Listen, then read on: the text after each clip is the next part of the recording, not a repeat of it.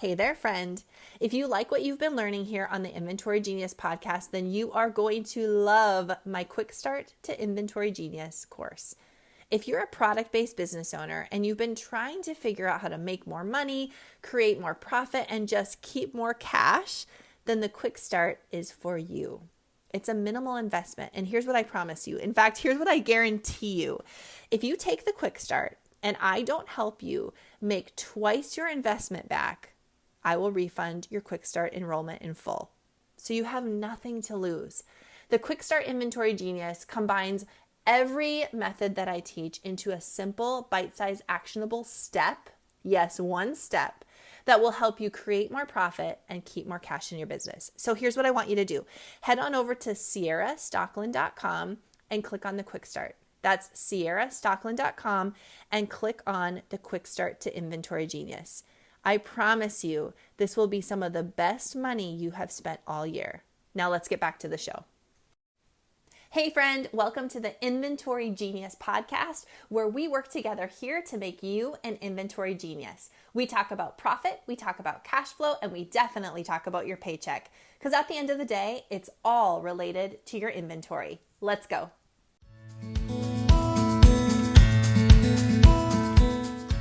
Good morning, everyone. Thanks for hanging out with us today. Good morning. Hi, Candy.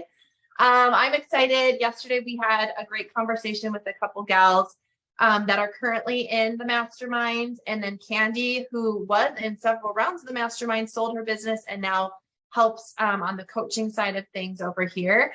And we're going to chat again today with a couple different ladies, different perspectives. And I just want everyone here in the workshop to hear what's been going on, what people are learning, and encourage you that you have a place to go and you're not on your own. So I got a couple emails last night, just sweet emails from people like, don't leave, which was, part of what I just struggled with over the summer.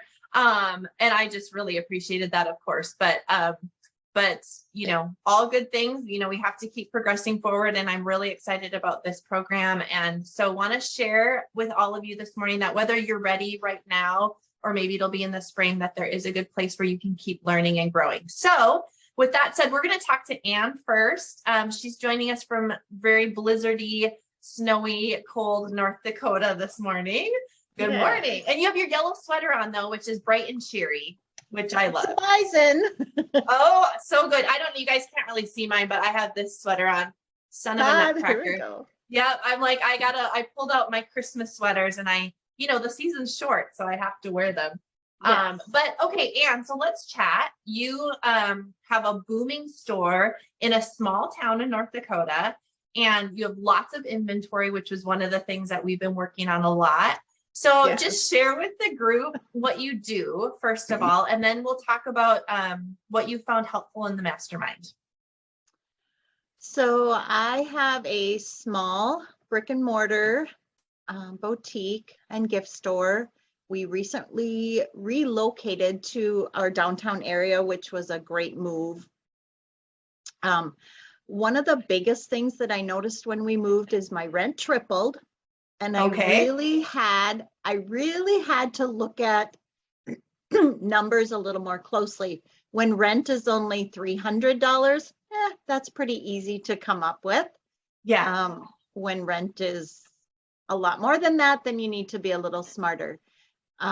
One of the biggest things that I think I've taken away from working with Ciara and the group and getting feedback from others is margin.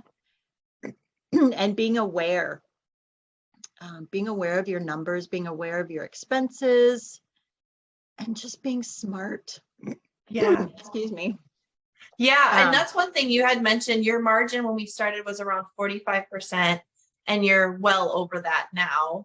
And I did a little calculation kind of exercise, just looking at that, taking numbers and saying, okay, if your margin is 45% and you make X amount, and your expenses are this, or your margin's 50% or 55%, and you make, the same amount of money with the same expenses, how much more profit? And that's something that you've been finding with increased margin, you have more money in your business.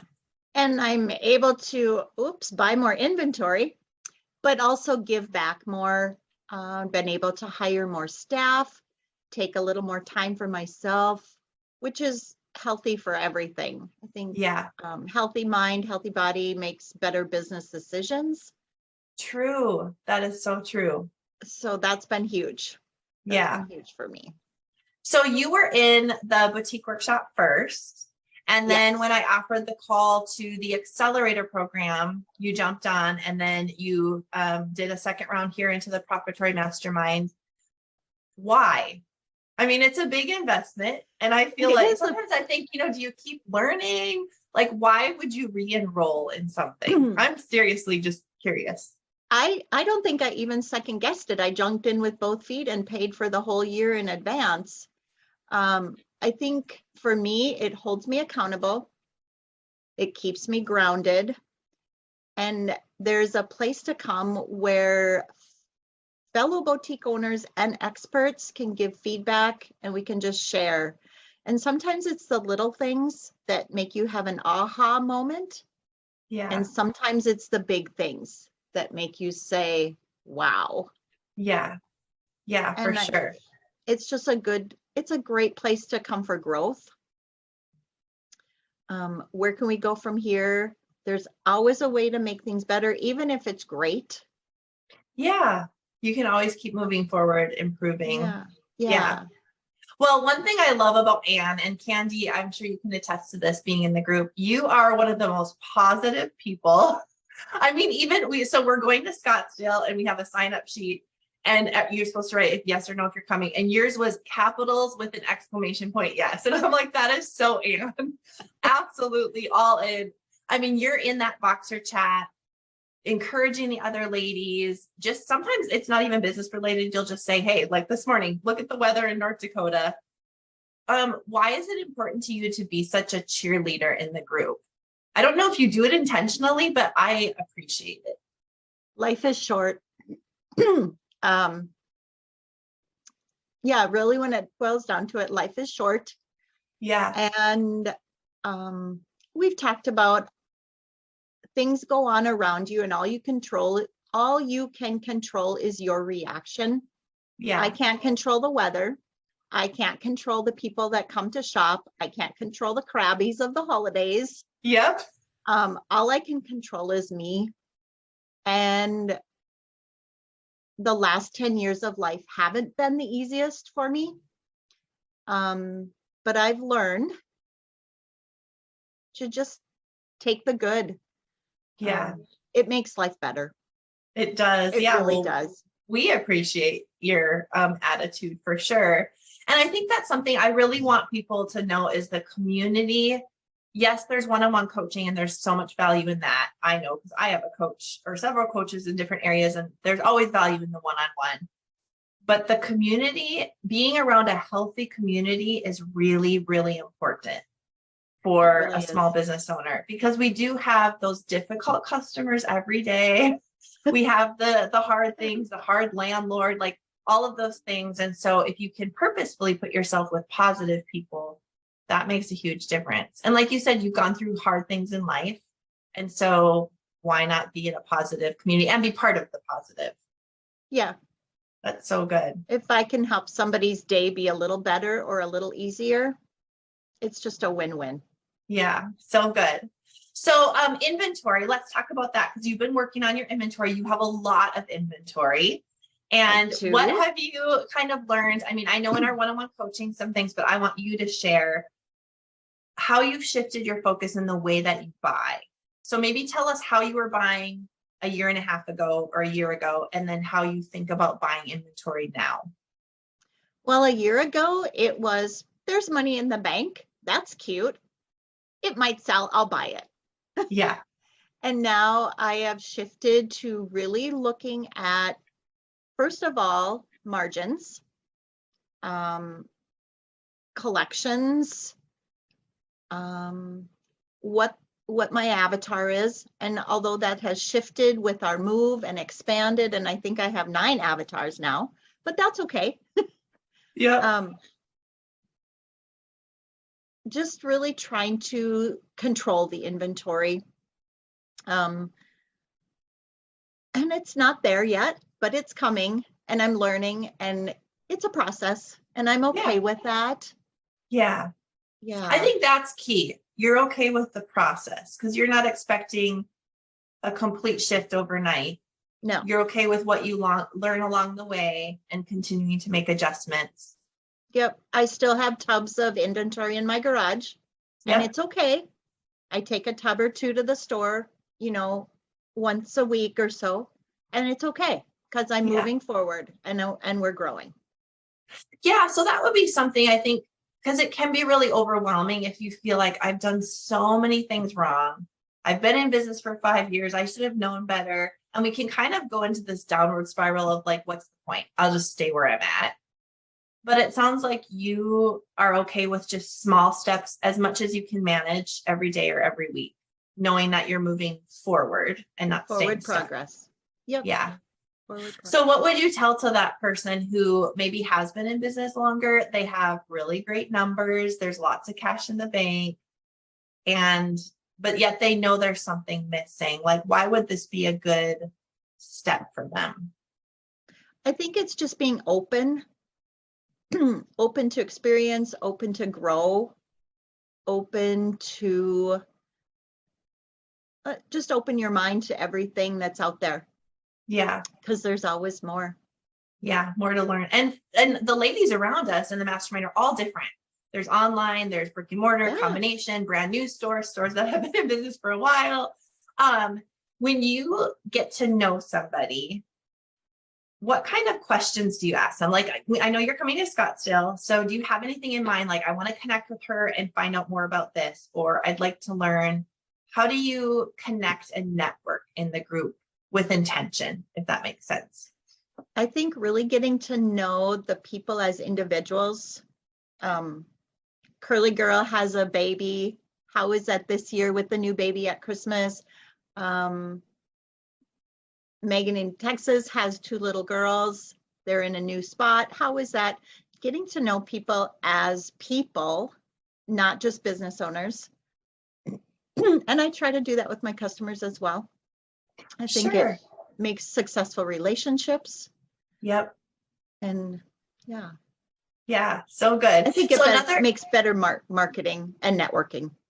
It does, for sure. And, when you really, like you mentioned, your avatars, you have different kinds of people that shop. And so you talk to those people, sell to those people, do their fitting rooms differently, market to them differently. And the same thing in the mastermind group, there's different owners. So understanding their strengths and like how you can jump into that a little bit. So important. Yeah. So another thing you and I have been working on is you just want to get more literate with your financials. And I think, yeah. So tell me why that's important to you. Why do you care about that? Because I want to say, like, Anne has a very successful business and she makes money. So it would be easy for you to just say, the money's coming in. It's okay. I don't need to look at it, So why is it important to you? That was something you put on your list for me when I had you do your assessment, that you just want to get better at understanding your financials. Well, I really do love numbers. And so I just want to understand them better. I want to know where I'm at, bottom line, penny for penny. And I think it'll help me make better decisions moving forward.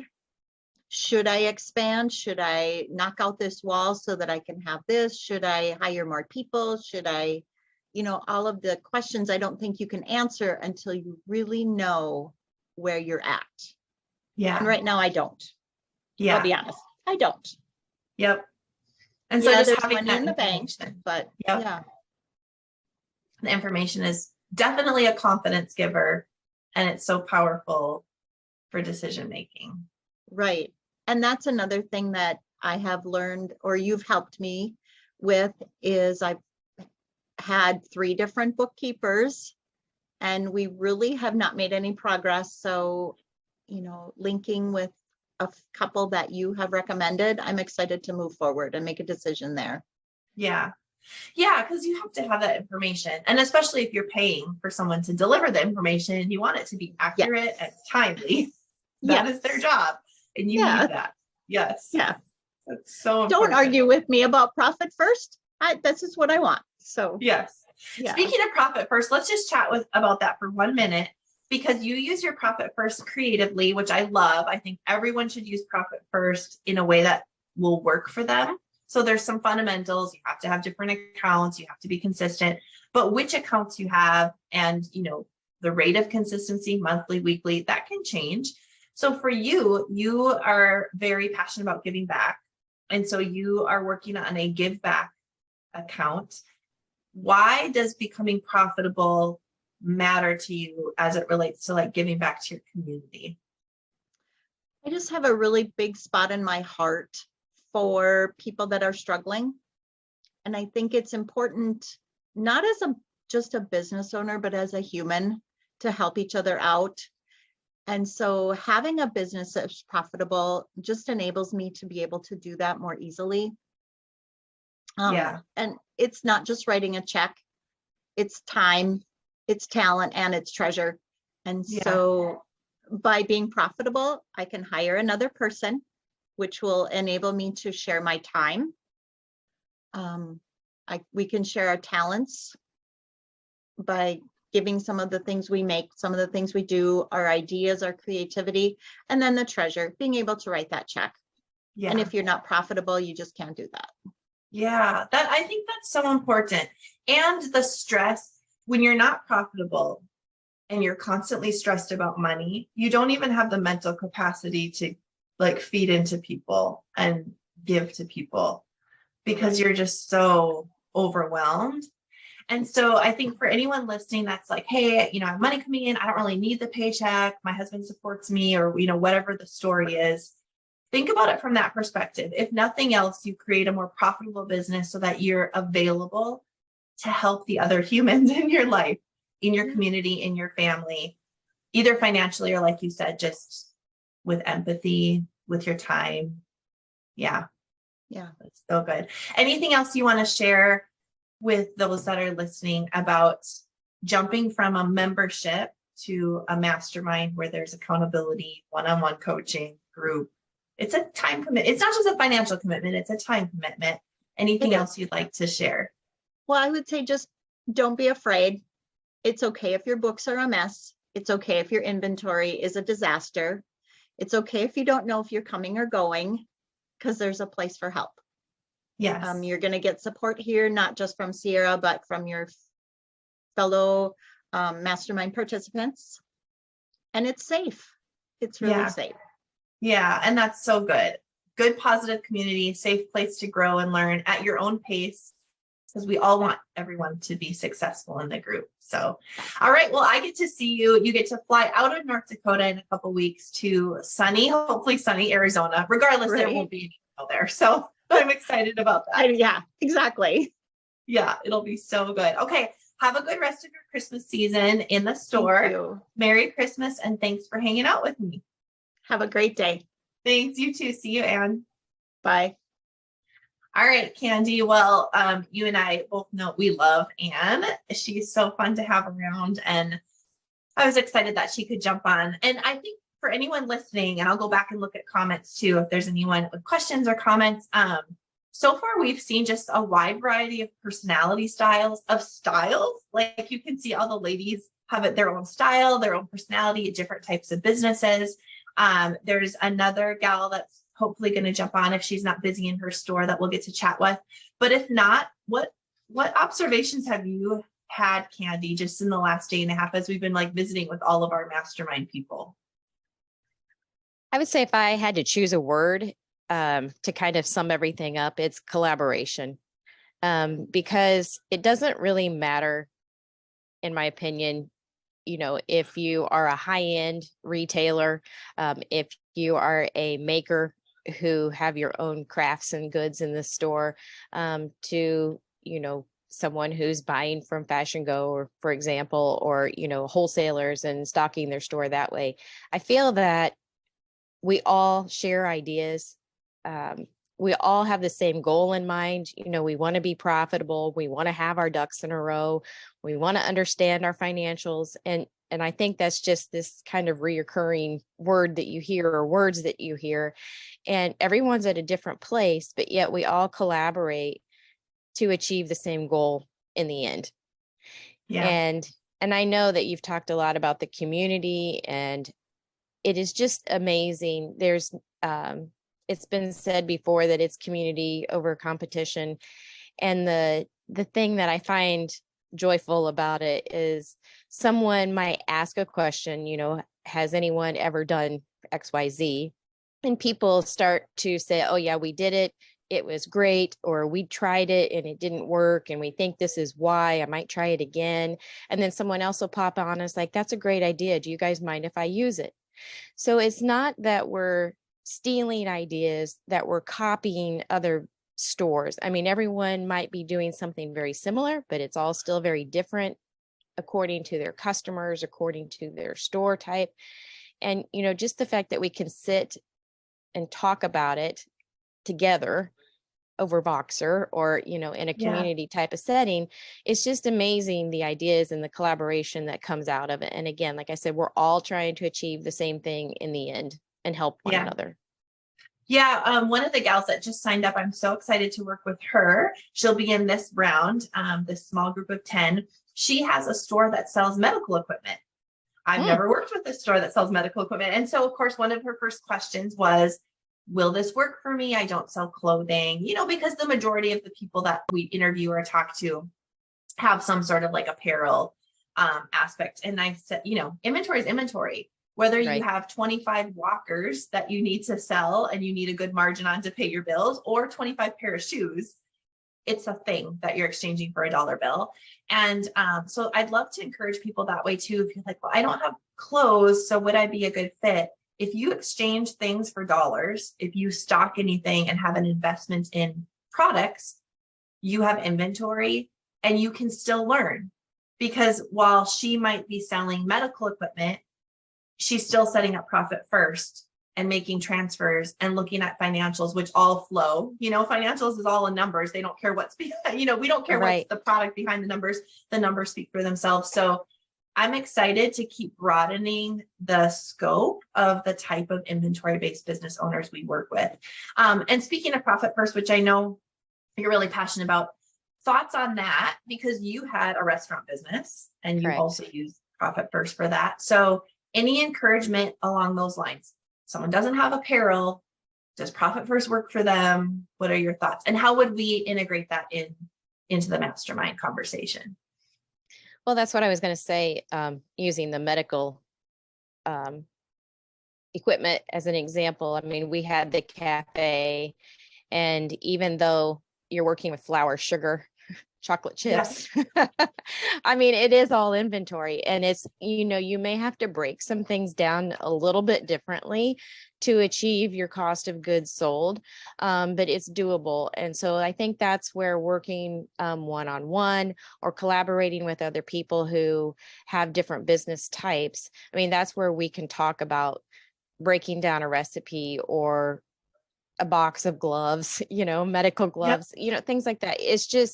It is all inventory in the end. It's just, I think when you started out primarily working with boutique owners. So that's why you have this wonderful group of people who have followed, along. And that's why we've all joined efforts. But it really, a lot of the same ideas go from business to business. So it doesn't get locked into just a boutique. I mean, we're all trying to make money. We're all trying to drive customers into our store.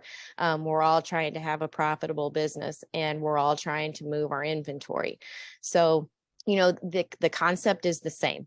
It doesn't matter what type of items that you're selling or making or buying wholesale to get a return on. Yeah. And I think back to the Profit First, setting up those accounts, using Profit First in any type of business. There might, for example, for the cafe, for us, we had to recipe cost everything. So we had to know how much that bag of flour cost, how much flour we're using in that recipe, what that actually cost, and the sugar, and, so on and so forth. So that recipe had a cost. Yeah. It wasn't that all of our flour and sugar and everything that didn't make up that cost of that recipe. That was just part of it. So it was a little bit more tedious in that, but unless you're making something new every day of the year, once you get it done, it's done. Yeah, you can figure that out. And that reminds me of a project, a little business I created when I was mid-teens. I had this knitting business.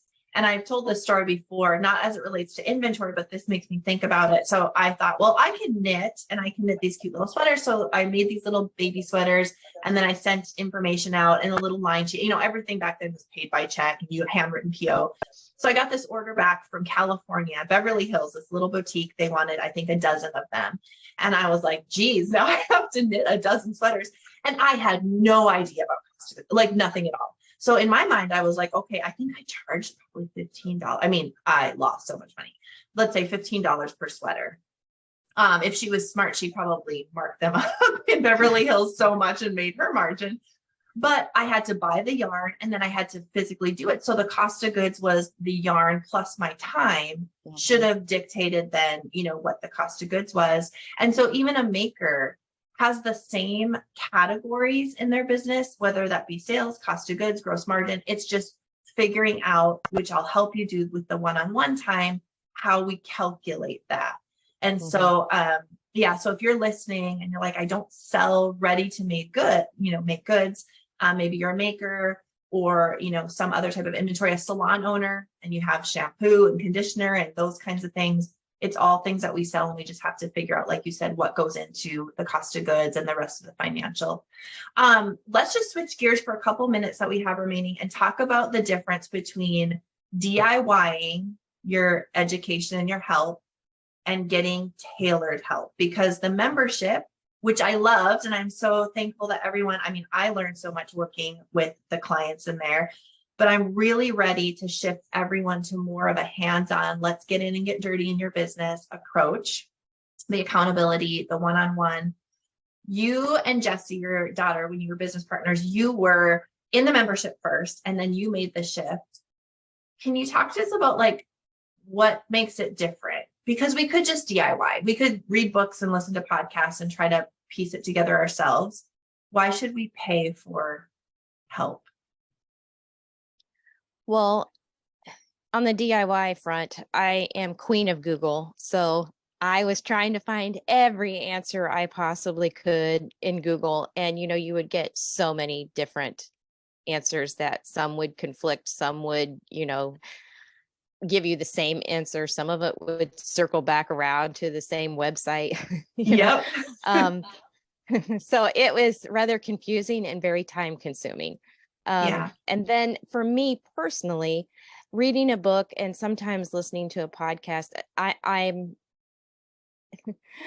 don't listen to podcasts very well unless I can sit and take notes. So I feel like it's a teaching moment. So therefore, I'm not one who can just put my earbuds in, clean the house, you know, steam clothes or, you know, do something else. I have to be intent on listening. Otherwise, my mind goes elsewhere. So it's hard for me to learn in a podcast situation like that. Whenever we were trying to DIY it ourselves, you know, we were really getting nowhere.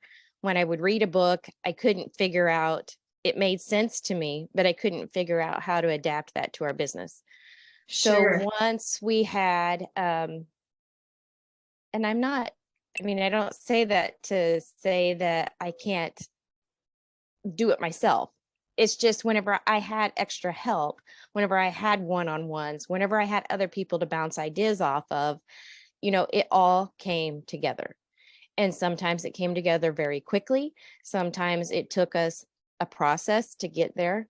But everything that we set out to do, we had that group behind us. We had a coach, you know, to say, yes, you're on the right track. Or, you know, what if you tried to do this? And we're like, oh, I didn't even think about that. You know, let me Google it. No. Yeah. No.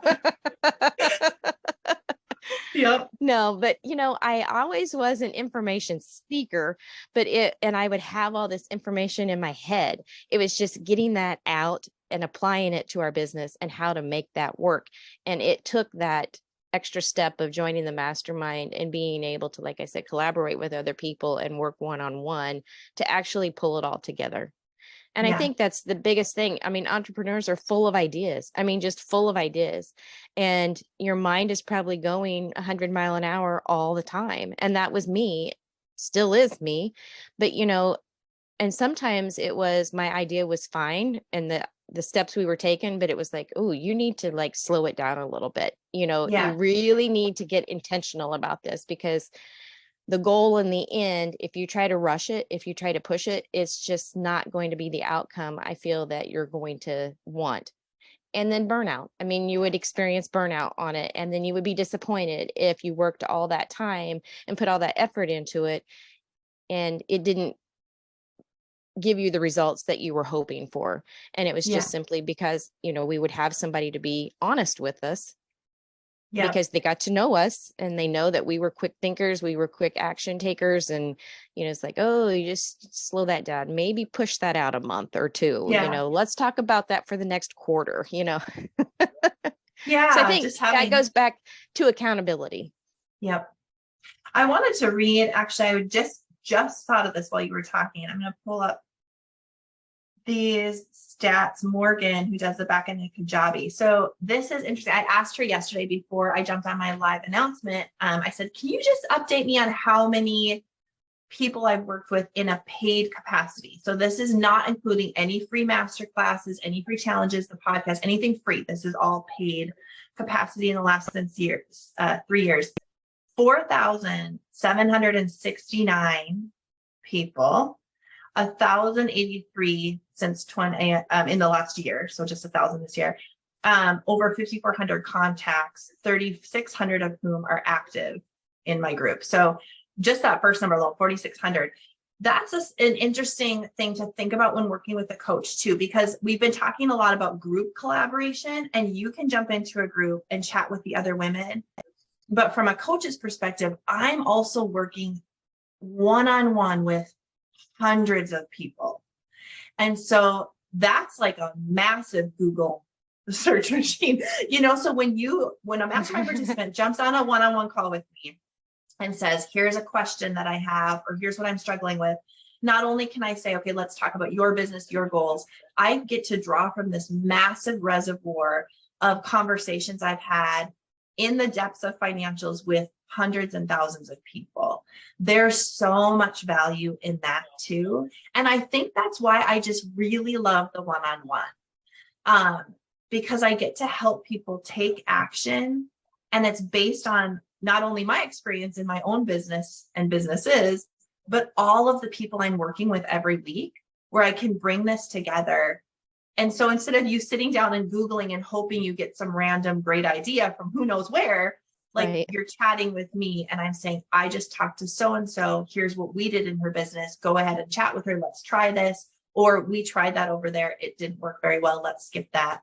So there's that whole component that we've never even talked about in the mastermind too.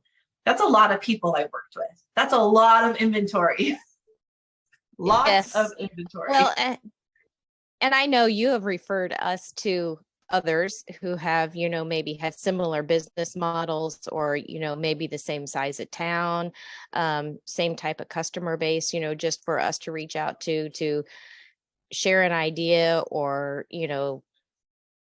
pitch an idea that we're trying, and then have their feedback on it. And I know that you've sent people to us because maybe they wanted to open a coffee shop, because it goes together with maybe their store type.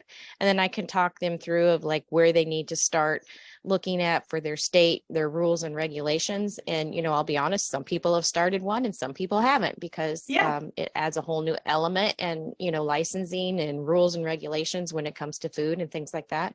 But I'm just honest. I mean, it's a lot of work on the front end. Once it gets up and running, it's easier, but it's not easy. Yeah. I know. I would say business is difficult, but it doesn't have to be complicated.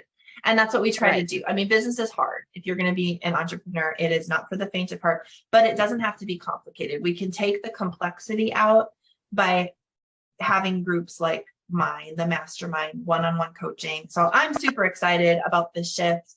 I know I'm sad, to just leave something that I loved and that was working really well for people, but I know that this is going to be an even better move in 2023. So I'm just really excited to move forward with the new structure and have small cohorts of women where I can get to know them and their business. And yeah, and I'm excited. So I think as of this morning, there are 5 spots left in this group of 10 that I'll be taking. We're going to start January 3rd. So we're going to dig in right away and we'll have a full quarter to work together. They're all invited if they want to come to the meetup in Scottsdale, which is a great way to connect with the current group and to connect with the people in your cohort and just get started right away for the new year. What a great New Year's resolution, like to take charge of your finances in your business, to get the inventory under control. That's a great resolution because that'll affect so many other things, like Ann said, mental health and capacity to give back to the community. So I'm excited. Well, any last words? You talked about Scottsdale, and we've been to, this will be the 4th in-person event that I've been to that you've hosted. And the value in that, I mean, I can't even really put it into words because it's just that opportunity to, like Ann said, get to know people a little bit more on a personal level. A lot of times, you may have groups of people that go out for dinner or sit in the lobby and grab a glass of wine or something, Diet Coke, whatever your drink of choice is, and they just talk. And sometimes it's about life, sometimes it's about business, but while you gain a lot of information from the training, you gain so much information from one another. And then those friendships form. And I'm still talking to people, and I had a message from someone this morning that I met when we were in Dallas like 2 or 3 years ago. So it's just those things that I personally, and now this is going to sound like therapy, but I am really slow to make friends because I have a trust issue. And so whenever I can say with my whole heart that I'm still talking to people that I met 3 years ago, for me personally, that's a big thing because normally I can meet a person and that's it. I met them and I'm done. Yep. So, it is a friendship forming on a business level, on a personal level. And then, like I said, just the information that you gain from that in-person event. And then you compile that with the group collaboration, the one-on-ones. And I mean, my gosh, you are just setting yourself up for success in so many ways. And it will take you forward. Yeah. Like Ann said, moving forward. Yep. One step at a time. So good. Right. Some of the gals who have been exactly where you're at, they were in the inventory boutique workshop, then the inventory workshop, and then moved over to the mastermind. And I want them to share that. So I'm excited to have a few different gals jump in on here to talk, but also I just want you to hear that you're not alone. And I want you to see and hear from amazing women in business all over the country that are doing the same thing you guys are doing and facing the same hard things and hard decisions and all the stuff that we're facing. So I'm super excited. So I have a lineup. We're going to talk to Wendy and then Nicole and then Kelly and then Candy today. And we're just going to chat for about 15 minutes. This is going to be turned into a podcast too, so that all of our listeners can hear it. So if you're listening on the podcast later on, whenever this is published, it sounds like it's kind of live, and it is. So you get kind of a behind the scenes peek at what we do around here. So anyway, let's just go ahead and start because everyone's busy. Wendy, thank you for hanging out with me for 15 minutes today. Yes, I'm excited. Yeah, awesome. So you are in the South. You're located in Alabama? Yep. South Alabama. South Alabama. So kind of close to me now, although she has a Southern accent. I will probably forever have my Northern Canadian accent, but Wendy and I have been working together for a long time because you actually were in a shorter mastermind and then you were in the boutique workshop and then you came back. So can you just talk to us about like what was going through your mind as you were moving around in the different ways that I offer coaching? Sure. Well, I think I just scrolled across it on Facebook and just to give you a really short background about myself, I worked for over 30 years in corporate retail. So I decided about 3.5 years ago to leave corporate world and to open my own clothing store in my small downtown that I grew up in. So I did that adventure thinking I knew everything about retail, right? I've done it for 30 years, but guess what? You've been working for a corporation that kind of does a lot of the background things for you. So Yes. it was very interesting when I saw the mastermind. I think it was around the time that COVID, because I opened my store right before COVID started. And you were doing the the 7-day challenge. The 7-day social selling challenge. Yes, the social selling challenge. And I think that's the first group that I joined. And I had phenomenal results from my live shows that I did after that. And then I hopped into the boutique workshop, and then I got out for a while, and I kind of look back now and wish I had not done that. Okay. I made some business decisions. One was to open another store after about a year. And I think had I probably stayed connected and coaching more with Ciara, I probably would have waited another year. But hey, we're working through it, and things are moving up, and things are going great. So kind of moves me into, I then saw that she was doing the mastermind. And I thought, you know what, this is what I need. I need the accountability. I'm used to having,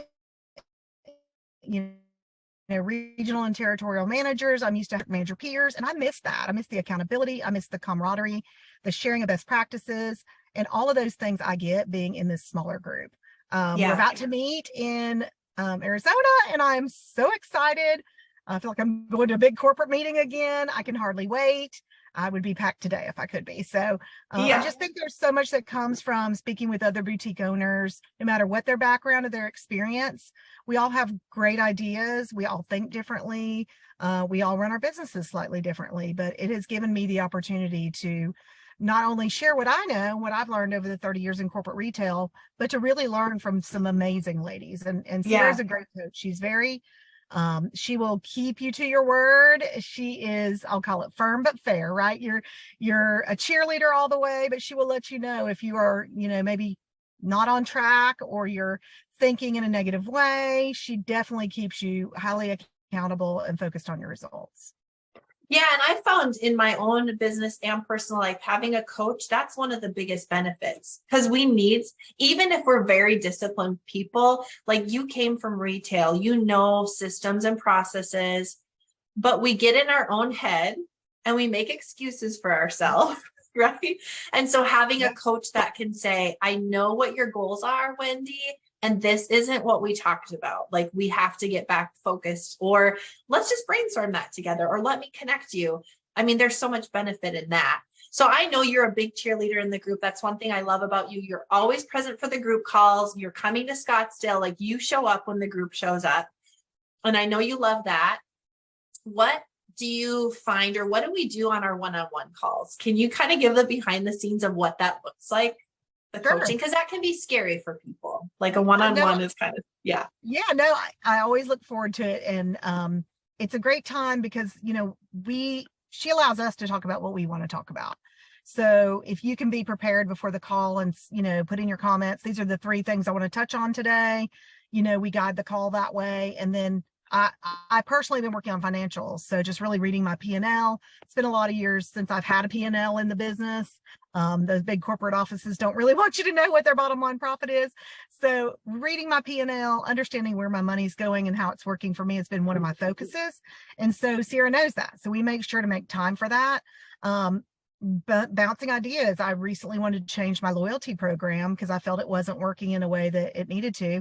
And she was able to just be a neutral party that could listen to what my ideas were. So it's not scary at all. It's like talking to a good business friend. It's someone that will just listen, guide you, give you ideas, but also let you be yourself. So it's not scary at all. No. Well, that's good. I'm glad I don't make it scary. No, not scary. I want people to look forward to their call with me, definitely not to dread that. So what are some things that you think have improved in your business? Because you were in the boutique workshop, so you took the classes and you would show up for the lives and stuff. So what made that next level leap for you when you went from the workshop membership to like the mastermind and coaching? What needle has moved, or what changes have been positive? Well, I can say, again, I made some business decisions that I might not have made had I stayed in the group. I'm not upset that I have a second store. It is a labor of love, but I think I realized that I've never been in debt. I was never in debt with my business, not one day, my first store. I always paid for everything every time, and it was never a problem. I wasn't using Profit First. I didn't even know what that was, but I was, really running a very profitable business. Well, when I opened the second business and I had more debt because that business was not taking off the way my first business did, I realized I had to really get focused on my financials. And I think for me, the biggest improvement I've made, although I've not 100% implemented Profit First, I have taken on a lot of those ideas and concept and been able to pay down a lot of debt that came from the new store. So I'm very close to being back. I will probably in the next 6 months be back 100% debt free. And that's the way I intend to stay going forward. So I'd say that's one big thing, but really for me, even outside of that, that's great. But I just enjoy the peers. I love I know you do. You love the other ladies in there. Yep. So in the mastermind, we have, because everybody learns differently and everyone enjoys different elements. So there's different ways to connect. So we have our one-on-one, we have our group call, and then we use Voxer also, where you can Voxer, which is like voice texting, but it doesn't go away, which is really nice. And you love Voxer. Like you're always in there sharing ideas, asking questions. So what are some examples of, like, just on a Monday, when you think of something, a question that you would throw in the Voxer chat? Sure. Well, like I said, everybody's kind of got an expertise area at something. We all have something that we excel at. And so say there's a question I have about Profit First. Well, so you'll hear from Candy later. She's an expert at that. So I need to connect with her some more because I need to work on that.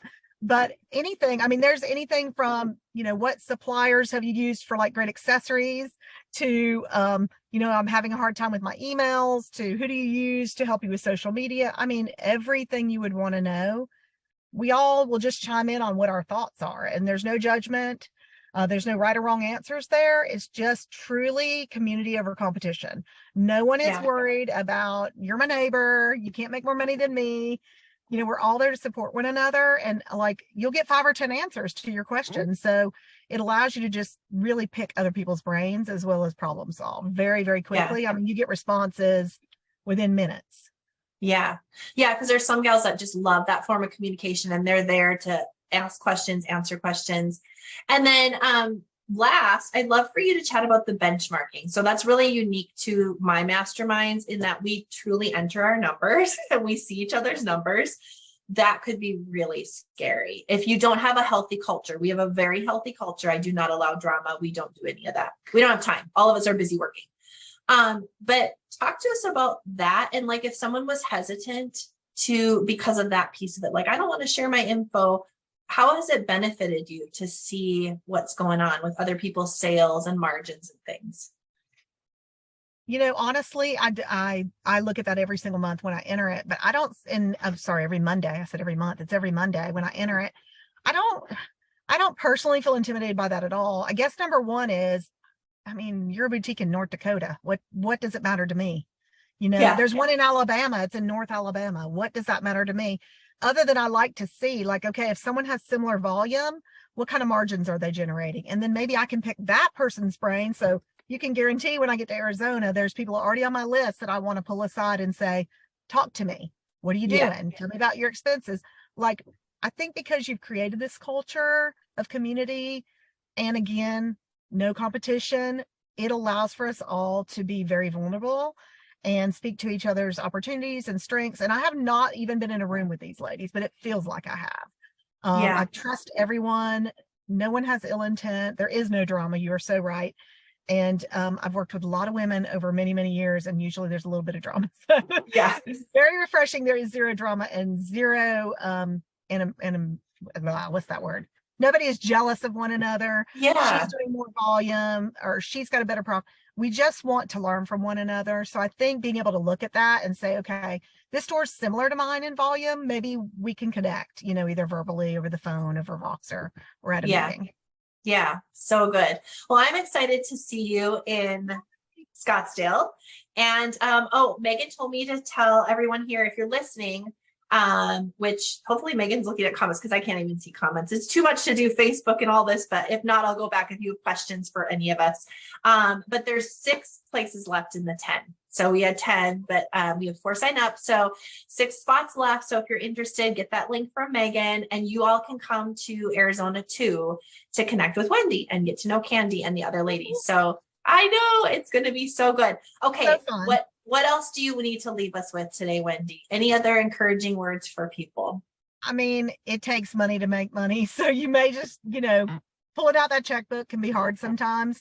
But if you think of all the little things you've spent money on that you didn't need, matter of fact, I just left Hobby Lobby and bought a Max for my Grinch for Whoville that I absolutely did not need. Don't need him.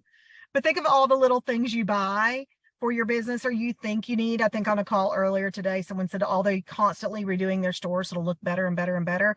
I can promise you, whether you have a chandelier hanging or just a fluorescent light, the customer is not looking at that.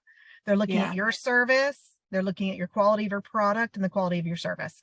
They want you. They want to trust you and believe in you. It is not about your light fixture. So save the money on the pretty things and invest it in yourself because you deserve it. Yeah, that is so good. So good. Boy, that's like mic drop. We should just shut it all down. Boom. Yeah. Okay, Wendy, I'll let you on your way because you have 2 stores to run and lots of things going on. But I thank you so much. You've been hanging out with me for a few years, and I always appreciate you showing up. Thanks for jumping on today. Okay, thanks, guys. All right, see ya. Bye. All right, Candy. So you're going to hang out with me here for a minute until Nicole jumps on. And so we'll just talk about Profit First a little bit. I know we're going to chat with you at the end, but if not, we can talk now. So Profit First, like Wendy mentioned, you love Profit First and it made a huge impact in your business. You're a coach with us. You work with me over in the mastermind just to help people with Profit First stuff. So while Nicole is jumping on, I think I just saw her. Can you just share like what kind of Profit First help you would give when people are coming? So maybe someone's thinking about the mastermind, but they haven't implemented Profit First, so they don't know if they're ready. Like what could they expect from you on a call? Because you'll be doing some coaching calls with them too.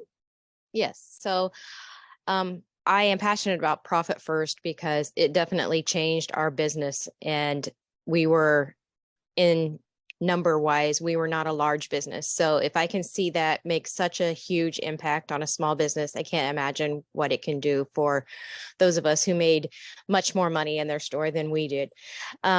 If someone hasn't started and they are working with us in the mastermind, I can definitely help you figure out those steps to getting your bank accounts open and to determining what type of accounts you need, where to start with your allocations, and so on. Taking a look at your financials and determining, if there's some places that maybe you could cut back a little bit on your expenses.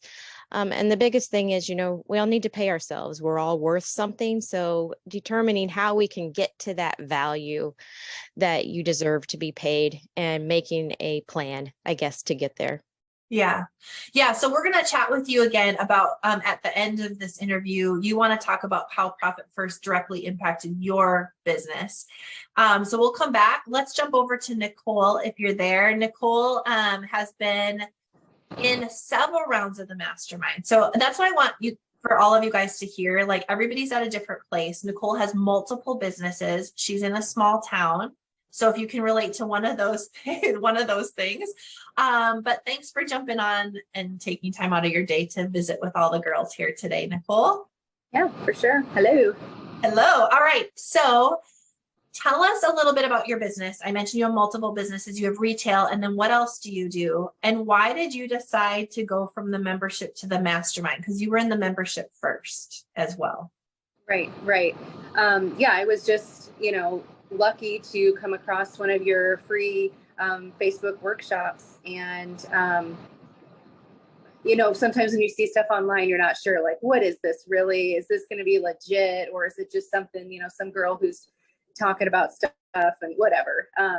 And I just really quickly learned that you had a lot of value, and there was a lot of things that you were speaking about that I'm thinking, oh my gosh, I've been in business for 3 years at the time and I hadn't done any of it. And so joined the membership, and I can remember driving to a meeting, and it was like, if you want to join this mastermind group, there's so many spots. I'm like, well, I got to get in this. So I jumped on, obviously, and I've never looked back. I've learned so much. There's, I think having a store, and we've talked about this before, it's just kind of like a dream. And we think, oh, we're just going to open a store and we're going to buy pretty things and we're going to sell it and we're going to make money. Well, yeah, nobody tells you, but then you have all these things, that the toilet could overflow. What are you going to do if that happens, if you don't have profit set aside to do that? Or, you need to mark your things up and not just sell them and make $5. Like little things that sound so foolish, but at the end of the day are huge things. This community has just given me, and I know a lot of other women, just that safe place to ask those questions with people who've done it, who understand, and it's not a silly question.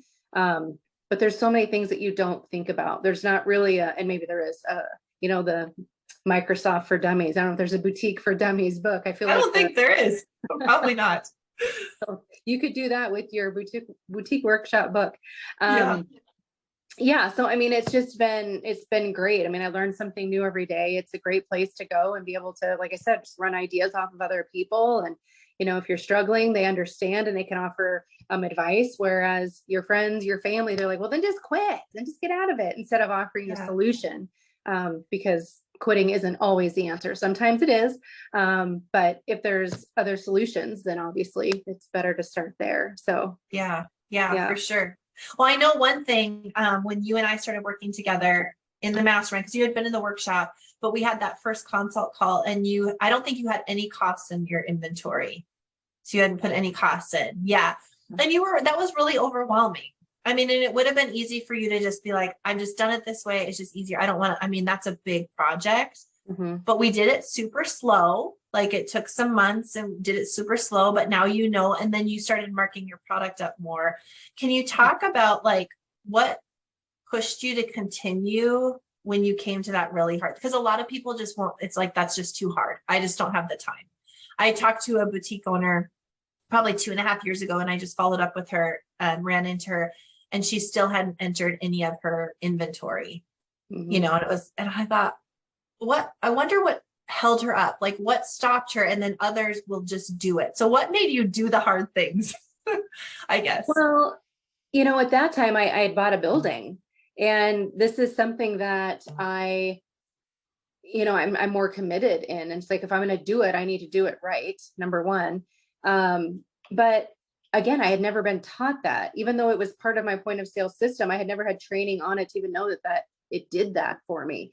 So I, like you said, I just did baby steps. I remember you saying, just pick a category and go.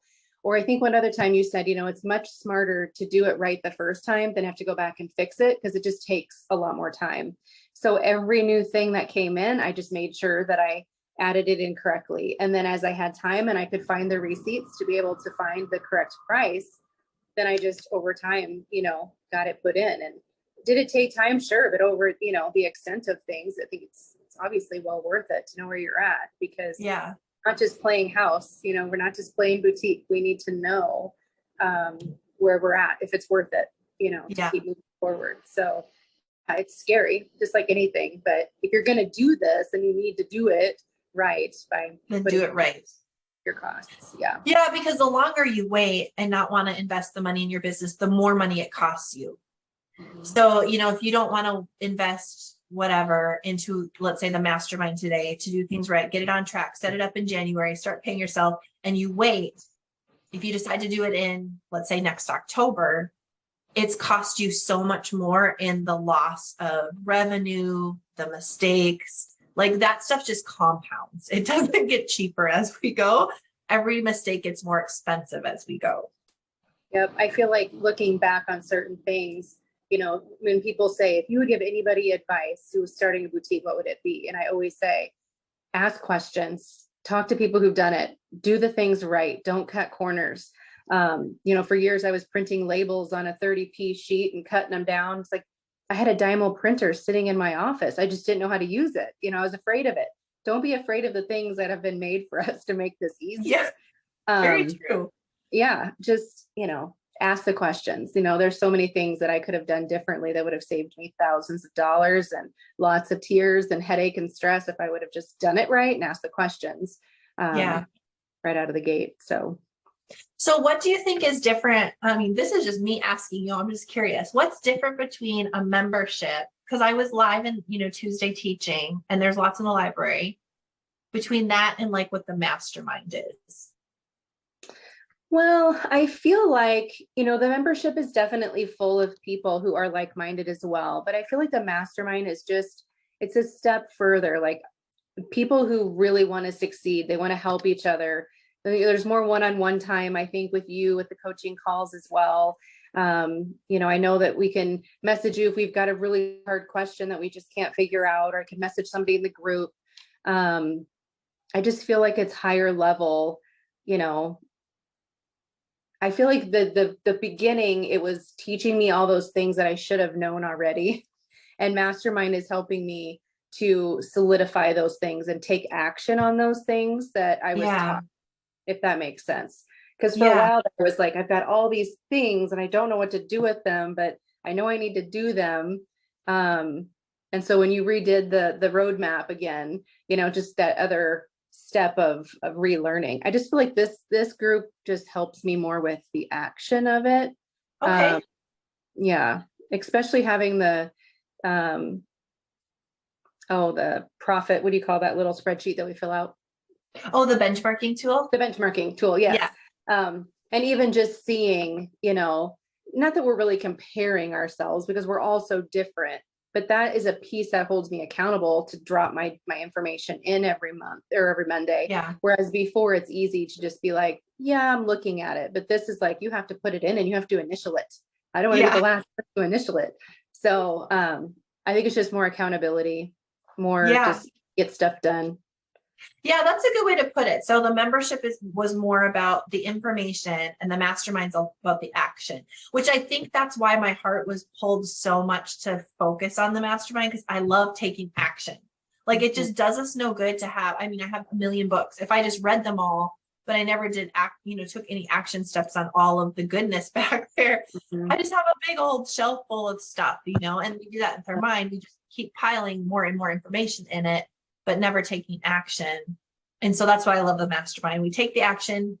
And then with the one-on-one calls, I get to see how you're doing with it, or focus on a different action that's maybe more relevant or pressing, depending on what you've got going on too. Yep. What about the culture? Because you have multiple businesses and you're in lots of groups with women in your other businesses. How do you find the culture and like the camaraderie and stuff in this group?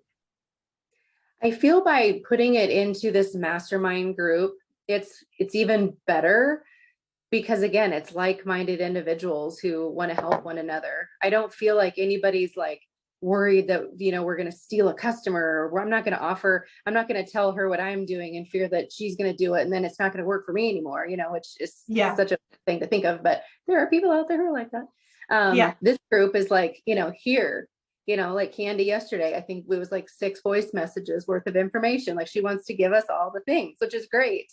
A lot of people are afraid to do that. And this group, I feel like, wants to help each other. They want to offer advice and opinions to help everybody succeed when they're struggling. And I feel like, as women, we need that.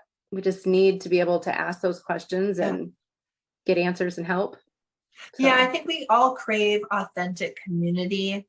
So if we have that around a space where we're also doing the same activity together, which is building a business, it just takes that authentic community, because we all have really good girlfriends and sisters, moms, things like that. But like, I think you mentioned at the beginning, they don't always understand. So the answers they give us or the solutions to our problems don't always work very well. So it's nice to have authentic community with people that are also in business, and females, like we're all women in business. So that adds a whole nother good component too. Yeah. Anything else you want to share today that you've been thinking of? Can't think of anything off the top of my head. I'm just glad that I'm part of the group and hopefully can offer something to help somebody else too, and keep learning, because I know you something learning new every day. Like, well, and hopefully those of you that are watching this, these are not paid sponsorships. I'm just saying. So like, the ladies showing up here are giving their time to try to encourage you to join something. So that should really speak to the culture too. Like, we just want really good people with us. We want to bring all the good people. So anyway, I appreciate it. Thank you, Nicole. And I get to see you in Scottsdale in a few weeks too. You're going to spend some time with your daughters. You're kind of making it like a work vacation weekend. Yeah, she turns 18 on while we're there, so she thought that would be kind of not good of me to leave her here. So her and her best friend are joining me so they can hang out and lay by the pool while we learn. That's awesome. Well, my House of Color appointment is next week, and I already have my spiel for her on how I'm not going to wear lipstick. So I'm like, oh my goodness, because it says specifically in the thing, like I just got my reminder, it's like, we're going to put lipstick on you. And I'm like, I don't wear lipstick. I'm so nervous about the lipstick. So I know you always look good. I just don't even. And then I'm like, then she's going to take a picture and I'm going to look like a walking pair of lips. And it's just, I don't know. When you're wearing the wrong lipstick, it looks like your lipstick is sitting on your face. If you're wearing the right lipstick, it just looks good. Okay, well, I'm going to have to trust the professional on this. Yeah. You just wait till you see me in Scottsdale. I'm going to be in all the colors and all the right hair colors and all the makeup, and it's going to just be good. So I think your hair color now is perfect. So I'm anxious to get the validation for you on that one. Yes. Yeah, I will. You're going to be the first person I text, and I will send you some pictures. Good. Looking forward to it. All right. Thanks a lot. We'll see you later, Nicole. Okay. Bye. All right, while we wait for Kelly to jump on, I want to share my screen with you guys here and just show you something that I work on with you as coaching clients. So this looks super scary, I'm sure, to anyone looking, but this is one of the tools that I go over. It's available in the membership, but you had to do it on your own.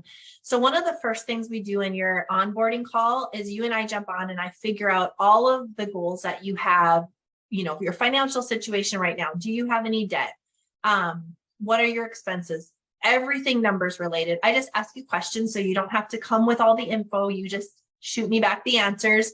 And then we start to build this out. So this is just an example for a pretty complex product-based business. They have multiple revenue streams, but yours might just be one sale line goal line at the top.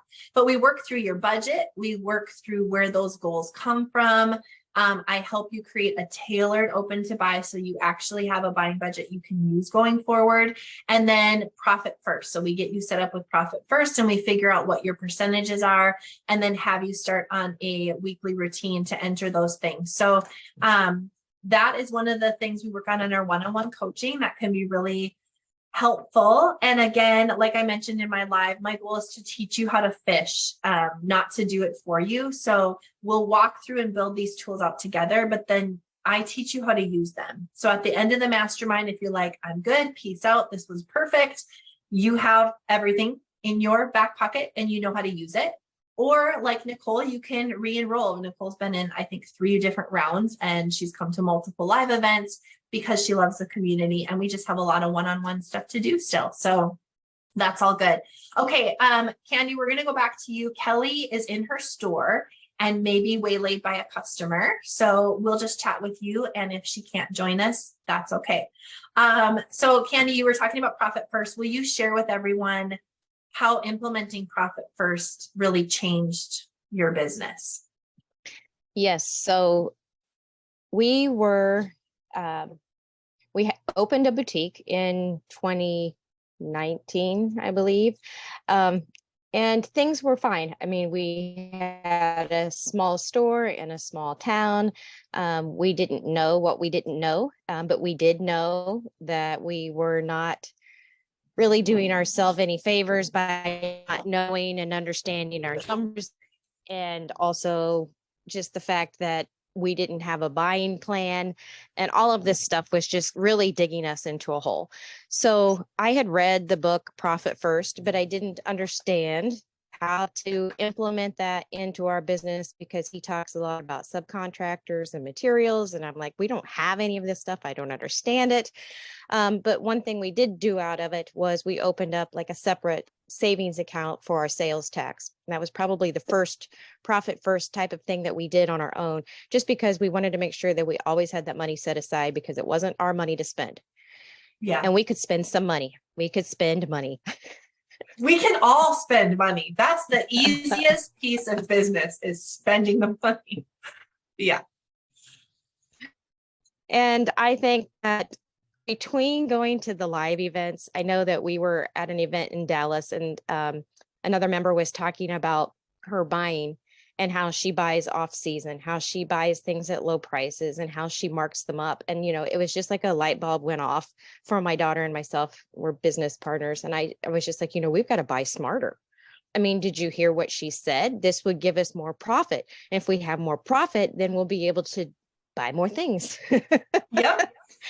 So then you started teaching about Profit First and implementing that. And because I'd read the book and because then you were making it make sense to us as having a store with inventory, I was like, okay, now this makes a lot more sense. So we started with putting our cost of goods sold every week. We had a spreadsheet going. We'd put in our sales numbers. Jesse would transfer all of the money for our inventory that, we had sold, our cost of goods that we had sold. We were dispersing money into a savings account for taxes, for like our income taxes and savings. And then we were also putting money aside to pay ourselves, which up until that time, we hadn't paid ourselves a dime.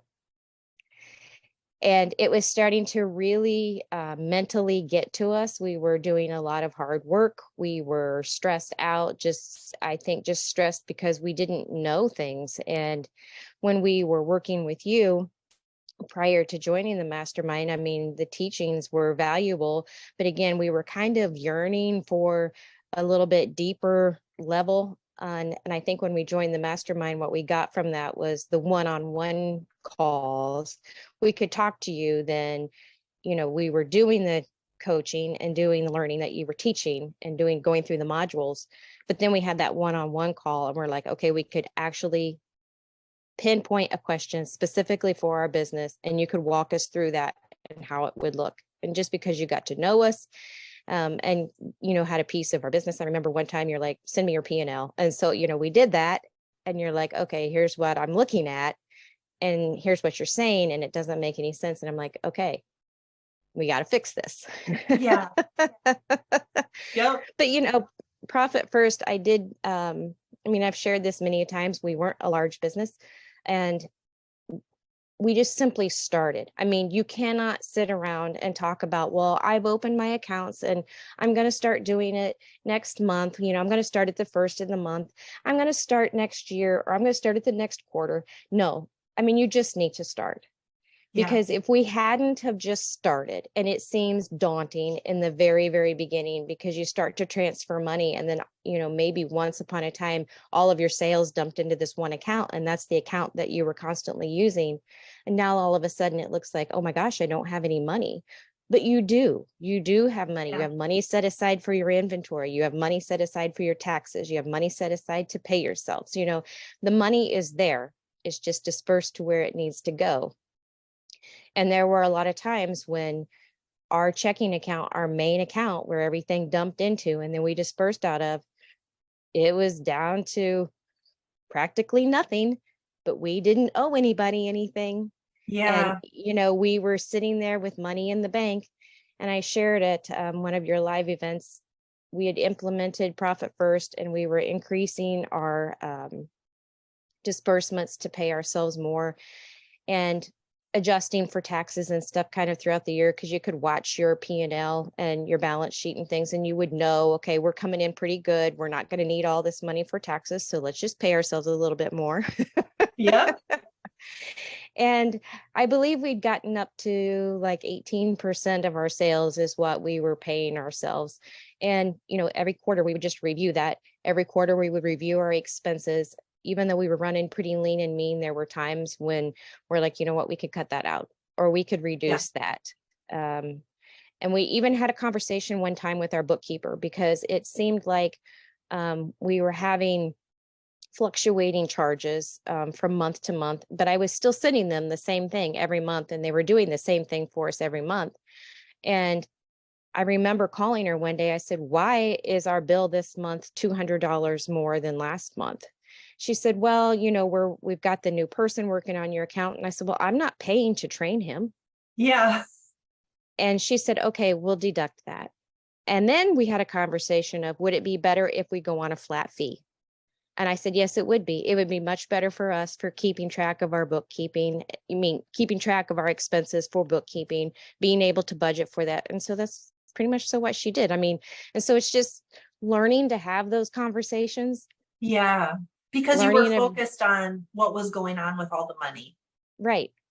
Because you had to be, because Profit First created that urgency of like, I have to know exactly what's coming out.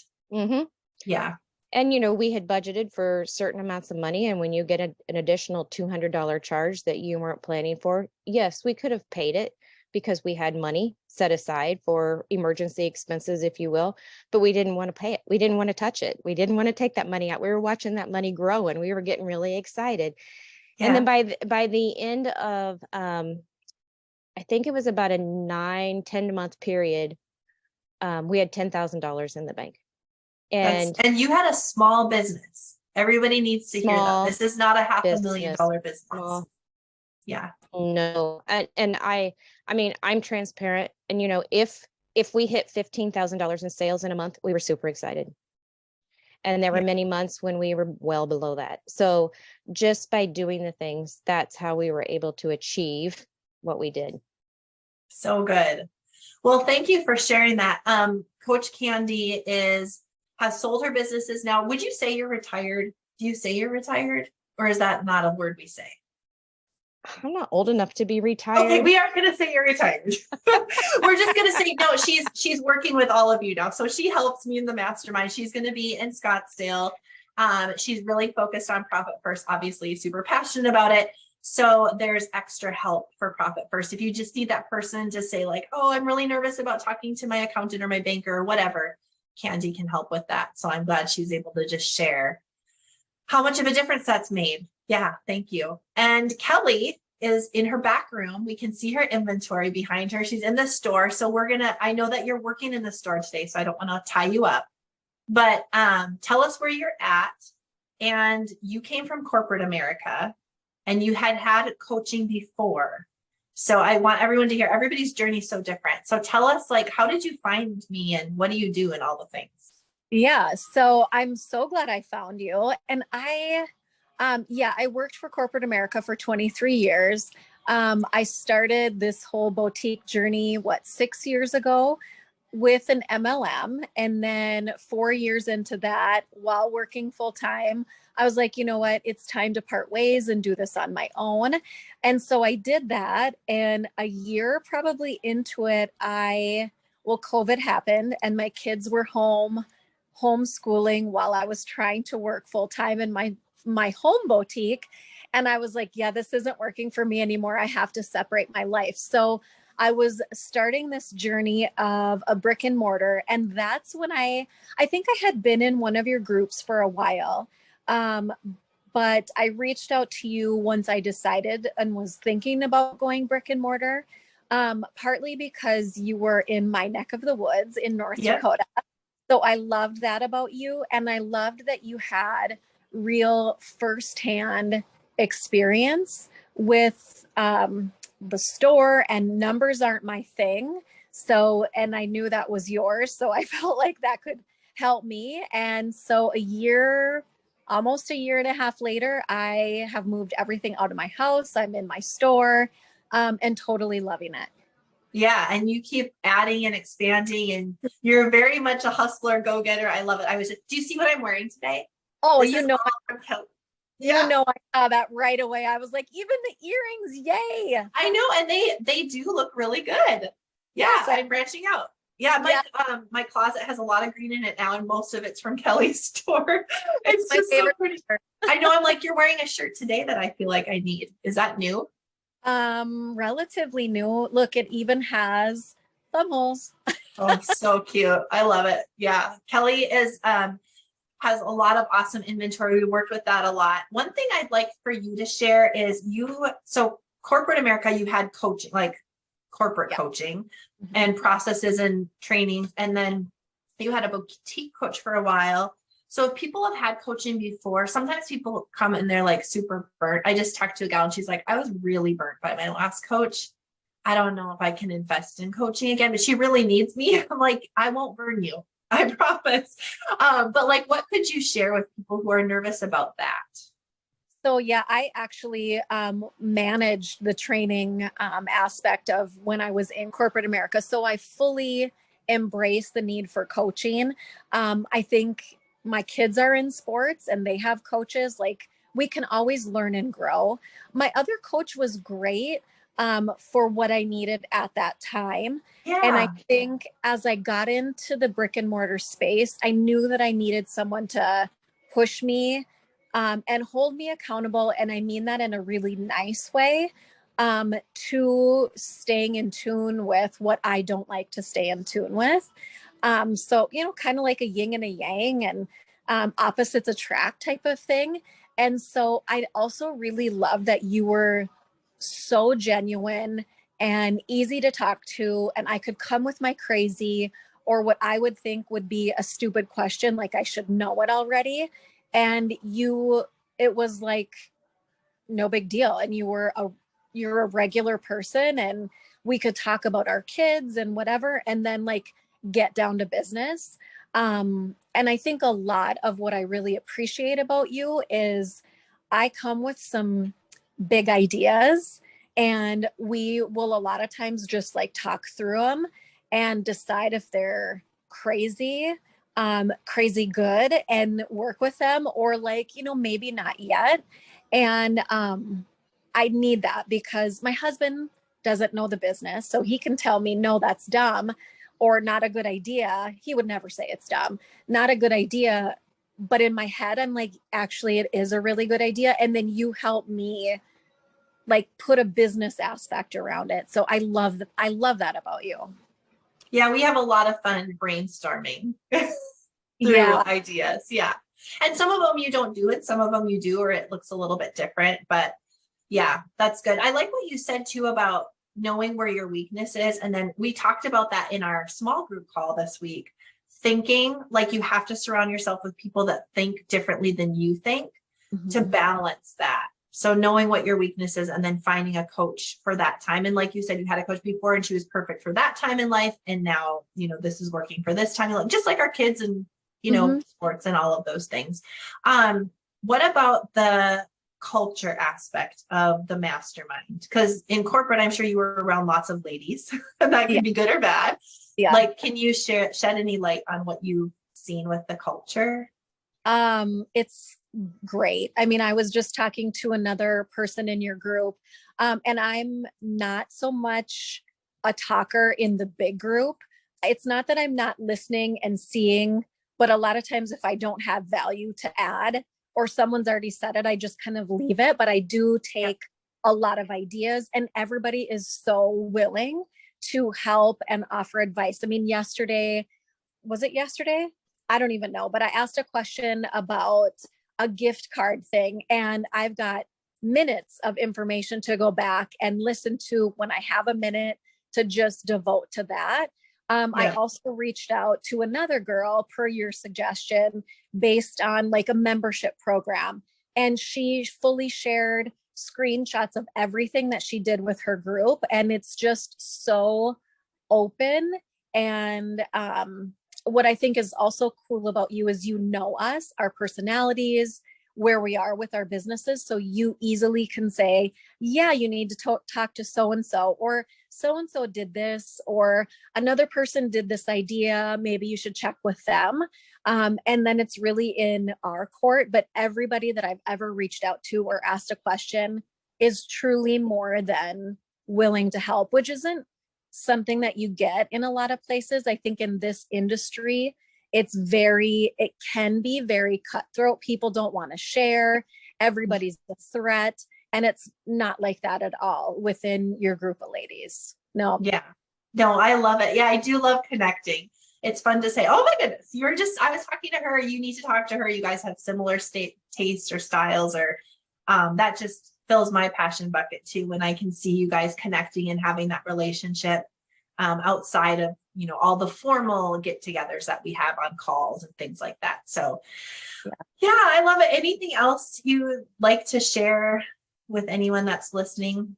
I think one of the super cool things about you is, many things, but one of them, I'm going to say two. One of them is the fact that you teach a person to fish. It'd be one thing if you would just do budgets for us, give them to us. I mean, I would really love that, but I wouldn't. Not going to happen, Kelly. No. I've been begging for a year and a half. Anyway, but it doesn't teach us anything because, I mean, maybe we won't always work together, or maybe my business changes or whatever, but you leave us with great information, the how-tos, the shows us, but it's ultimately up to us. Even like with putting us in contact with other people, you could have given me all the answers, but you don't. You give me the contact, and then it's up to me to do the work. I'm an adult and I should be able to do that. So I do love that, as painful as it puts me out of my comfort zone sometimes. And then I think the other thing about you is you really do know us personally and know best how to coach. Like, I will never forget, you told me just a few months ago something about being weird and like doing weird things to catch people's eye. But you wouldn't tell me that if I wasn't the type of person that can take something like events or ideas and make it my own so that it's genuine. So Yeah. I love that too. So everything I do, I'm like, is this different enough? Is it weird enough? Is it me? How can I make it more me? And I think about you in my head every time I do that. Yeah, that's so good. Well, I've had really good coaches and I've learned from good mentors, what helped me. And you want to be seen and heard and known by your coach, and you want things tailored. Just thinking, even with athletics, before custom is like with the athletic coach, endurance coach, 1 or 2 days before a race, they call you. It's just what they do. And there's something so special. Like, my coach cares about my race. Okay, do we have the nutrition down? What are you going to do? How are you feeling? All the things. And so I always want that to come across. So I'm glad that you feel that. That's so good. Because yeah, we want to be seen as people and heard. So.